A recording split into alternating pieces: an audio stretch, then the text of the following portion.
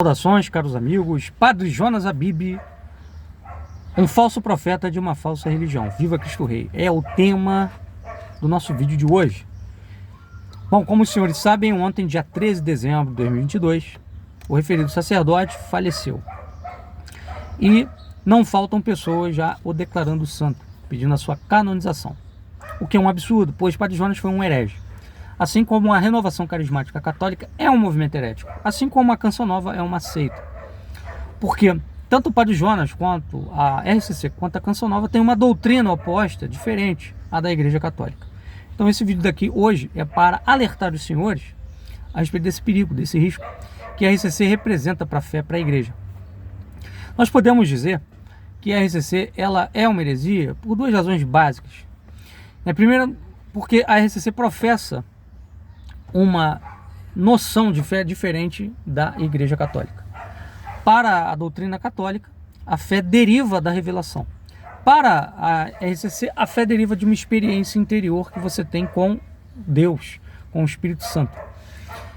E, portanto, isso constitui uma doutrina chamada modernismo, que foi condenada por São Pio X na sua encíclica Pascendi. E consiste na ideia de que a fé nasce de dentro. Ou seja, em vez dela vir de fora para dentro, ela nasce de dentro do homem e se manifesta de forma carismática para fora, através de eventos extraordinários que são provocados supostamente pelo Espírito Santo. De maneira que, como consequência desse erro em relação à fé, a RCC acaba tirando daí uma nova eclesiologia, ou seja, um novo modelo de igreja, que é um modelo de igreja pneumático, ou seja, um modelo de igreja carismática, onde a ênfase não é mais na hierarquia, mas sim nos carismas, onde a ênfase não é mais nos sacramentos, mas sim nas manifestações extraordinárias do Espírito Santo. Tá? Bom, eu escrevi ontem um artigo no blog Catolicidade, onde eu listo todos esses problemas da RCC, onde eu listo as heresias da RCC, são várias, né? Listei apenas algumas, as mais principais. Claro que existem outras. Ali no artigo nós fizemos apenas a lista das mais destacadas, das mais notáveis, e de algumas que não são tão notadas, mas que também aparecem em diversas obras de autores carismáticos, padres, leigos, etc. Tá? Vou deixar o link aqui para os senhores lerem. Por favor, espalhem esse material, esse conteúdo, porque é muito importante alertar as pessoas a respeito disso. Fora da Igreja Católica não há salvação. Ou seja, sem uma fidelidade estrita à doutrina da Igreja, não é possível salvar-nos. Então é importante alertar aquelas pessoas que estão envoltas nesses erros da RCC a respeito desses problemas, para que saiam desse movimento. É um movimento perigoso e que pese o fato de ter pessoas de boa fé lá, bem intencionadas. Eu não vou entrar aqui nesse mérito. O mérito que eu entro é doutrinal. Então, existem problemas gravíssimos e que não podem ser sanados. A única forma de resolver esses problemas é destruindo o movimento.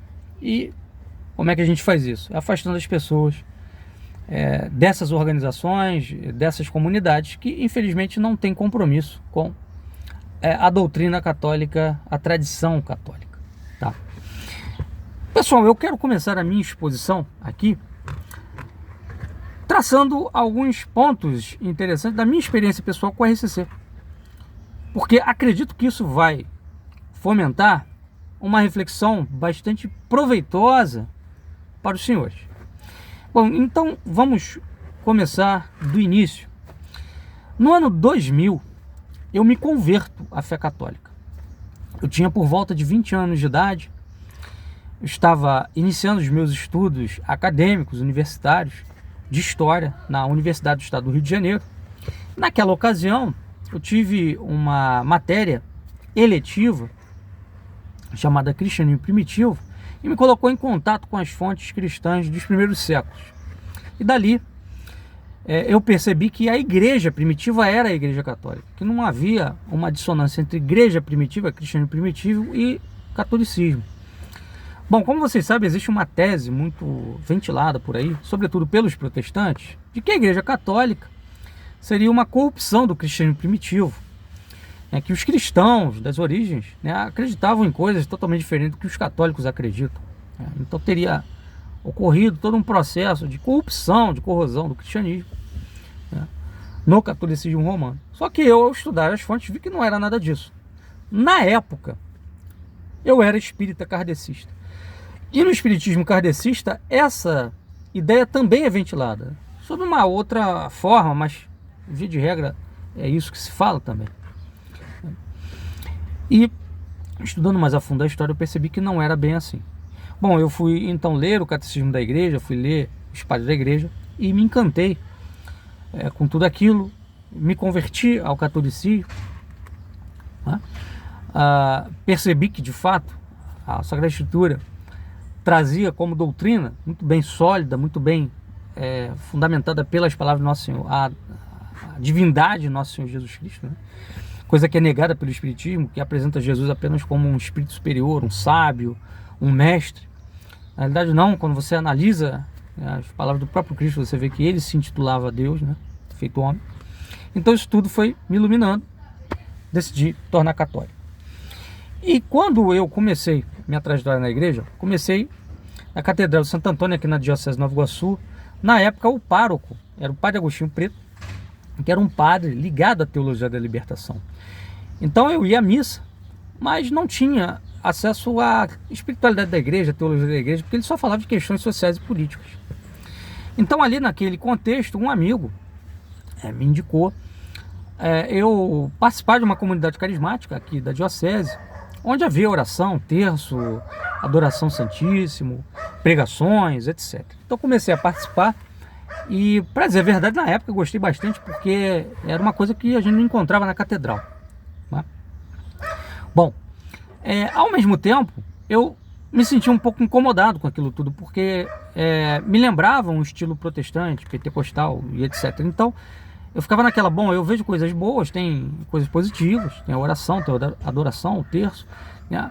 Tem o ensinamento, a doutrina, né? Alguns elementos de doutrina, de espiritualidade, mas ao mesmo tempo tem esse estilo, essa forma que lembra o protestantismo pentecostal, e isso não me agrada. Não foi para isso que eu vim para a igreja, né?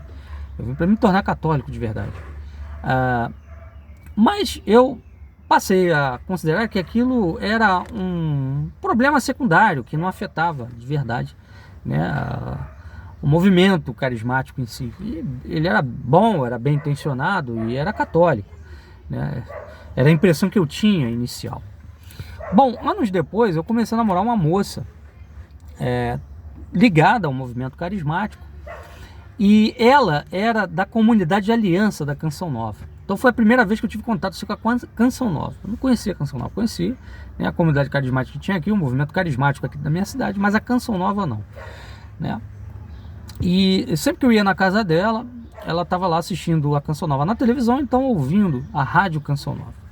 Eu fui começando a perceber algumas coisas estranhas, né? Por exemplo, que nessa comunidade de aliança eles tinham encontros, né, só para eles, uma coisa reservada, onde eles recebiam ensinamentos que também pareciam meio reservados, né? Então certa vez essa moça me disse, né, que a RCC e a Canção Nova, elas seriam, vamos dizer assim, movimentos que teriam sido trazidos à tona pela ação do Espírito Santo, né, para desencadear o juízo final, ou seja, estariam preparando o caminho, né, para a segunda vinda de Cristo. E o Padre Jonas seria uma espécie de profeta, que seria uma espécie de novo João Batista, né, a preparar a segunda vinda de Nosso Senhor Jesus Cristo. Bom, aquilo ali me soou bastante esquisito, né, bastante estranho, e enfim, eu fiquei com uma pulga atrás da orelha, mas continuei frequentando grupos de oração, grupos carismáticos. Depois eu acabei entrando para a vida religiosa, cheguei aí em vários retiros da Canção Nova, e à medida que eu fui tendo um contato mais aprofundado com essa realidade carismática, as coisas foram se encaixando. eu fui percebendo que de fato se tratava de um movimento perigoso e problemático. Teve um fato interessante e inusitado num desses retiros que eu fui na Canção Nova, em que estava eu lá com um outro seminarista e, bom, dentro do retiro você tinha assim, uma grande promiscuidade, né? Os jovens, eles acampavam, então muitas das vezes acontecia de rapazes acamparem e colocarem moças dentro da sua barraca e terem relações sexuais mesmo. Ali não tem muito controle, embora eles tentem dividir, separar homens de mulheres, mas era muito difícil porque era uma grande multidão, então isso acontecia muitas das vezes, né? Nos banheiros também, né? Havia muita promiscuidade, uma grande quantidade de rapazes num banheiro pequeno, tomando banho juntos, né? Nudez, enfim, uma série de outras coisas, né? Mas o fato inusitado assim, que eu queria citar é o seguinte: nesses retiros você tinha um clima carnavalesco. Só não tinha as músicas do carnaval, mas você tinha um clima carnavalesco, até micareta acontecia. E numa dessas micaretas, num desses shows, né, que ocorrem nesses retiros de carnaval da Canção Nova, apareceu lá um grupo de forró, né, tal de Doidinho de Deus, o nome do grupo. O forró, entre aspas, católico. E aí esse rapaz, esse seminarista, ele foi dançar um forró com uma moça, com uma menina. Imagina um seminarista dançando com uma moça, não pode, né? Pode ser alguma. Mas todo o ambiente que se tinha ali favorecia esse tipo de coisa. E, pasmem, a dança foi tão sensual que ele ejaculou na perna da menina, tá? Então, quer dizer, eu comecei a perceber que aquilo ali era um ambiente que não era propício para a vida espiritual, para elevação, né? Para aproximação com as coisas de Deus, as coisas do alto, em que pese todo o discurso da Canção Nova de que, olha, aqui você está protegido do carnaval, aqui você está protegido do pecado. Não é bem assim, né? Enfim, aqui na minha paróquia, né, as coisas foram mudando, aqui na catedral, paróquia minha de origem, e aí chegou depois um outro pároco, chamado Padre Geraldo, que implantou a tal da Missa da Graça, que era uma missa estilo Padre Marcelo Rossi. Cheguei a participar inicialmente dessa missa, mas depois ela foi encaminhando para um estilo cada vez mais francamente pentecostal, onde as pessoas falavam em línguas, caíam, né? Tinha a manifestação de profecia, enfim, uma série dessas manifestações carismáticas translocadas, né? Até repouso no espírito.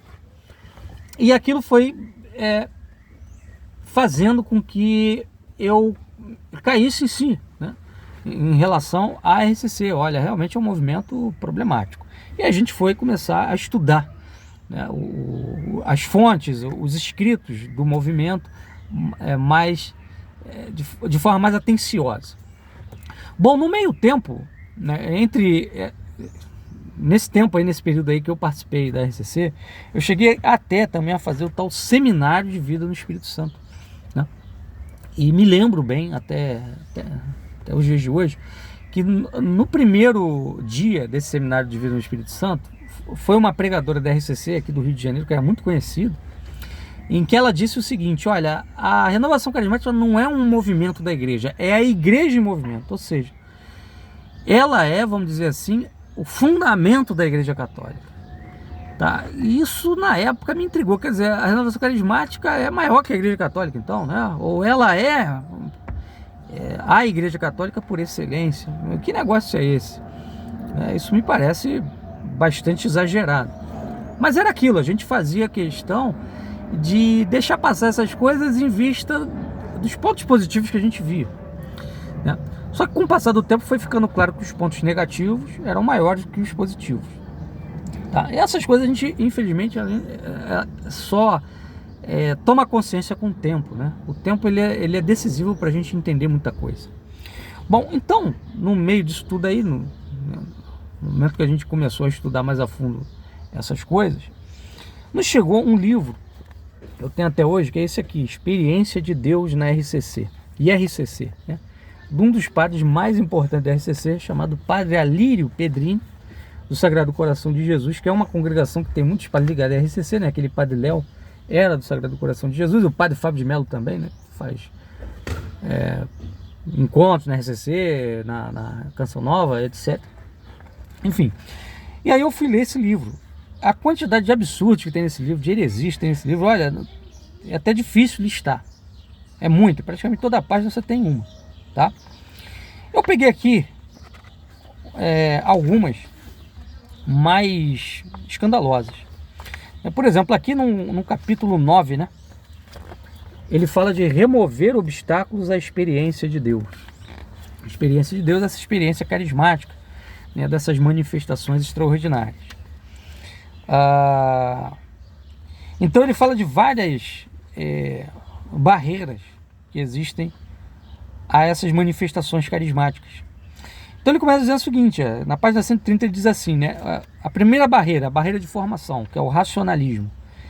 Aí ele diz, vejam só, em muitas escolas de teologia da Igreja do Ocidente, que formam sacerdotes e diáconos, e nos quais também estudam religiosos e leigos, penetrou um lamentável racionalismo intelectualista. O racionalismo reduz a grandeza, o poder e as possibilidades divinas.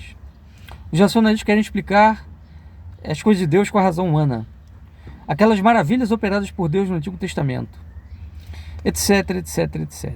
Tá? Então ele basicamente diz que o problema, né, um dos problemas centrais é o racionalismo, ou seja, é uma teologia que quer fazer a fé se tornar inteligível. Então a gente deve remover essa barreira para se abrir essas experiências extraordinárias, que muitas vezes não são explicáveis, né? Não são compreensíveis, etc. Agora, tem uma parte aqui pior, né? Barreiras de tradição religiosa. Veja só o que ele diz. A forma como a prática religiosa católica vem vindo de séculos não favorece a experiência de Deus. Veja, então, para ele, né, a igreja ela tem que ser organizada em prol dessa experiência interior do Deus vivo. E essa experiência se faz através desses carismas. Línguas, repouso no espírito, profecias, palavras de ciência, curas, etc. Tá? Aí ele continua, né? A prática religiosa católica dificulta a experiência de Deus. As celebrações litúrgicas são muito frias, racionais, estereotipadas, com pouca possibilidade dos participantes expandirem seus corações, sua interioridade, suas manifestações espontâneas, de viverem momentos fortes de interiorização. Olha aí o modernismo que nós falamos no início desse nosso vídeo. As pregações são muito racionais, explicitativas e muito pouco anunciativas e evangelizadoras. Uma coisa, por exemplo, que eu percebi nesse seminário de vida no Espírito Santo, a insistência dos carismáticos na ideia do querigma, ou seja, o anúncio de Jesus Cristo tem que se limitar ao querigma. O que é o querigma? São pontos-chave da fé cristã básicos, né? Jesus é o Senhor, Jesus é o Salvador, Jesus é libertador, o Espírito Santo traz uma vida nova e ponto, acabou. Então os dogmas são botados de lado. O que é enfatizado? É essa experiência de libertação e salvação. Tá? O padre Alírio Pedrini continua falando assim, né, que criou-se desse modo no católico uma forma de prática religiosa muito fria, sem envolvimento com Deus e sem muito reflexo na própria vida pessoal. O católico não espera normalmente que Deus se manifeste. Não foi formado para isso. Não há um verdadeiro relacionamento com o Deus vivo e por isso a experiência de Deus não tem lugar. E aqui ele tem até uma certa razão, de fato. Né? A liturgia da igreja ela não foi criada para você ter uma experiência com Deus. Até porque Deus não pode ser experimentado. Né? A liturgia da igreja ela foi criada para que você receba a graça de Deus. Agora, a graça não pode ser experimentada, né? Sensivelmente. É esse o ponto, né? Mas a liturgia é eficaz para comunicar a graça, eficaz para comunicar a palavra de Deus, para nos indicar o que é a verdade de Deus. Então a missa, toda a atividade da igreja, ela serve para que os homens creiam na revelação e pela fé cheguem à salvação, né? Isso basta. Basta a fé, basta a prática das virtudes, dos mandamentos. Essas manifestações extraordinárias, elas são classificadas via de regra, né, por São João da Cruz, por exemplo, no seu livro A Subida do Monte Carmelo, como gula espiritual, como orgulho, como sensualidade, tá? Como um vício. Ou seja, tem pessoas que elas fazem derivar a sua fé, a sua relação com Deus disso. Se não tem uma missa ali onde o céu desce sobre a terra, então Deus não se manifestou, né? Então Deus não existe, né? São pessoas que colocam ênfase em manifestações materiais, em manifestações físicas. Ou seja, são como os judeus incrédulos da época de Cristo, que queriam ver sinais a todo momento. Jesus mesmo disse, né? Eu não lhes darei nenhum outro sinal a não ser o de Jonas, né? Porque mesmo Jesus fazendo milagres, muitos não acreditavam. Eles queriam sempre novos sinais, novos milagres, novos prodígios. É o que acontece com o carismático. Na época que eu frequentava esse movimento, eu percebi o quê? Que quando eu ia numa missa que não tinha toda essa coisa espalhafatosa, né? Eu saía como se eu não tivesse ido à igreja. Então, para mim, era como se Deus só falasse, né? A graça só acontecesse se tivesse algo extraordinário, um padre gritando, alguém proclamando ali uma revelação, né? Uma cura, alguma coisa desse tipo. Então, quer dizer, isso foi criando em mim, né, um vício espiritual de considerar que Deus só fala se tiver fenômenos sensíveis, né? Se você chorar, se você não chorar, se você não se emocionar, então Deus não falou. Enfim, então esse é o grande problema da RCC, tá? E aqui lembro a palavra do nosso Senhor Jesus Cristo, né, quando ele aparece para Tomé, né, que só acreditou vendo. Ele disse, olha, bem-aventurados que não viram, mas creram. Bem-aventurados que não viram, mas creram. Então a fé, ela está baseada em coisas invisíveis, não em coisas visíveis. Se alguém fundamenta a sua fé nessas manifestações, se ela depende de ter uma experiência interior para crer, tá? E ter uma consolação, ela chorar, ela se sentir afagada, acolhida por Deus na missa ali, né? Quando um padre proclama uma palavra mais forte, faz uma oração mais forte, né? Entre aspas, mais forte.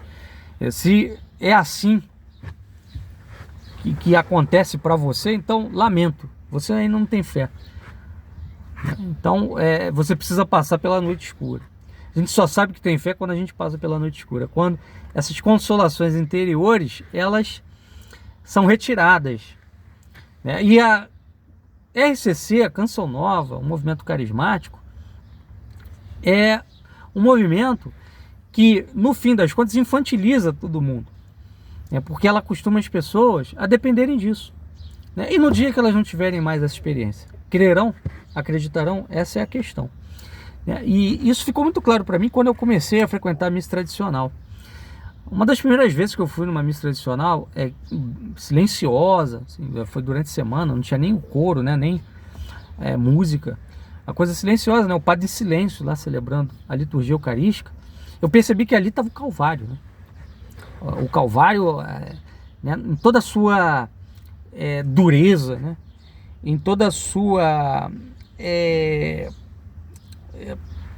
vamos dizer assim, secura, no sentido de o Calvário como a cruz, né, como a morte, né, como a falta, né, dessa consolação dos sentidos, né. Então ali eu estava nu, né, diante de Deus. Quer dizer, ficou claro para mim que aquilo sim é a fé, aquilo sim é o catolicismo. Quer dizer, é você na cruz, né, diante de Jesus Cristo na cruz, né, derramando seu sangue, sofrendo um suplício, né, e Deus em silêncio, né, e Deus em silêncio, porque ali a sua fé está sendo provada. Você crê realmente que vai vir depois disso a ressurreição?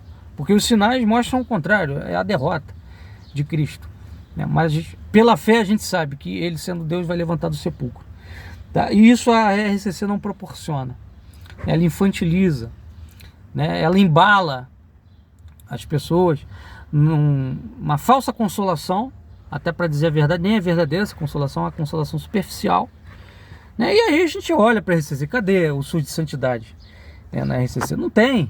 Quem são os grandes santos da RCC? O Padre Jonas, virtude heróica, o Padre Jonas tinha virtudes heróicas, É claro que não. Se a gente pegar aqui o histórico da Canção Nova, a gente vai ver que é um histórico de escândalo. A Canção Nova lá nos idos dos anos 2000 começou a acolher padre Fábio de Mello, que preconiza que Cristo não ressuscitou concretamente. Os apóstolos não viram Jesus ressuscitado, eles sentiram no coração. Isso está lá no livro dele com Chalita. Ele diz que Cristo não está presente realmente na Eucaristia, mas sim ausente. Está lá nesse livro também, ele tem junto com Gabriel Chalita, tá? Fora uma série de outras heresias que ele professa, fora o fato dele exibir uma imagem, né, que é completamente alheia ao sacerdócio, né? Então isso aí é um fruto da RCC, fruto podre, né? Vamos pegar lá 2010, 2011, quando o padre José Augusto da RCC levantou a voz para criticar o fato do PT defender o aborto, que estava preocupado. O que fizeram com o padre José Augusto? Para não perderem a concessão da TV Canção Nova, a parabólica, botaram o padre José Augusto de escanteio, né, na geladeira.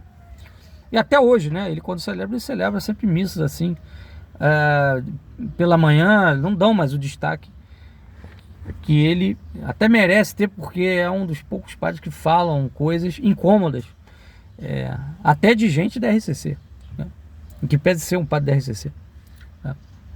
Enfim, então mostra que a Canção Nova não estava disposta a ir para o martírio também, né? Estava disposta a enfrentar o martírio. Que fé é essa? Que compromisso com o evangelho é esse? E agora, recentemente, né, o padre Jonas Abib aí recebendo o Bolsonaro, um homem francamente comprometido com o protestantismo, né, dá dinheiro para a Igreja Universal, para seitas protestantes, e milita contra a Igreja Católica. Enfim, então isso tudo mostra que não se trata de um movimento inspirado pelo Espírito Santo, mas sim por Satanás, tá? Então, se você frequenta isso, afaste-se. Afaste-se, porque a doutrina da renovação carismática não é a doutrina da Igreja Católica. O catolicismo é cruz, cruz, cruz, e não consolação, e não experiências extraordinárias, mas sim a noite escura, a fé no meio da noite escura.